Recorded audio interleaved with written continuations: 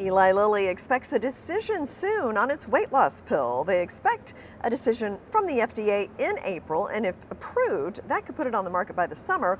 Investors very curious about it because the pill would be a game changer. It is much easier to take a pill than an injection, and unlike the Wegovy pill, Lilly's reportedly doesn't need to be taken on an empty stomach. Well, rough winter weather is hitting home buyers, tanking mortgage demand, and applications to refinance a home loan fell 5% last week. Applications to purchase a home dropped 14%.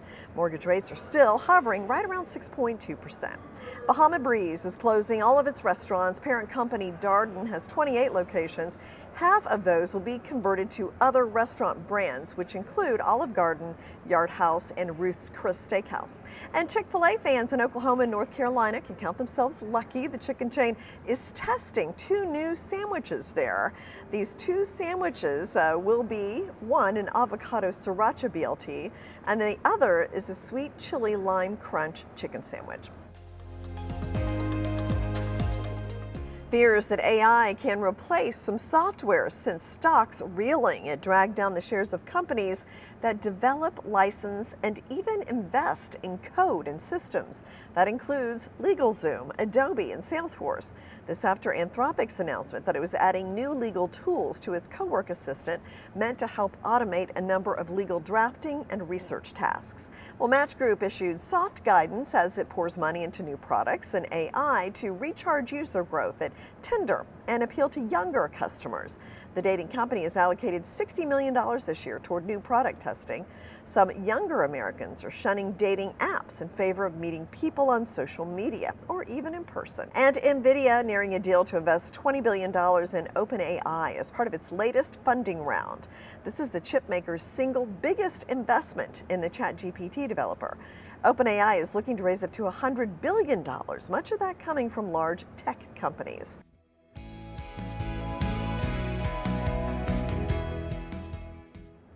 The Trump administration could issue a general license this week, allowing U.S. companies to pump oil in Venezuela, according to Bloomberg. Chevron is the only U.S. company currently allowed to pump oil in Venezuela under a special license issued by the Treasury Department. Now, President Trump is pressuring the oil industry to invest at least $100 billion to repair Venezuela's energy industry. The U.S. cattle herd remained the smallest since 1951 at the start of the year. That likely means beef prices will remain near record highs. The lack of improvement comes as ranchers keep selling animals to slaughter amid the high beef demand rather than retaining the animals to grow their herds. Chipotle says customers are shunning its stores. It says sales at locations are expected to be flat this year. The downbeat outlook shows the company's ongoing struggle to convey value to increasingly budget-conscious diners. Younger consumers, in particular, have pulled back. And Siemens Energy will invest $1 billion in manufacturing in the U.S. over the next 2 years as power demand surges. The investments will focus on gas turbines and grid technology manufacturing, creating about 1,500 jobs. Most of the funds will be spent on expanding existing sites in North Carolina, Florida, Texas, Alabama, and New York, as well as Mississippi. Well, Google has pushed back the deadline for Fitbit users to migrate their data. Again, Fitbit users who put off moving their data to a Google account now have until May 19th to do so. Previously, the deadline was February 2nd.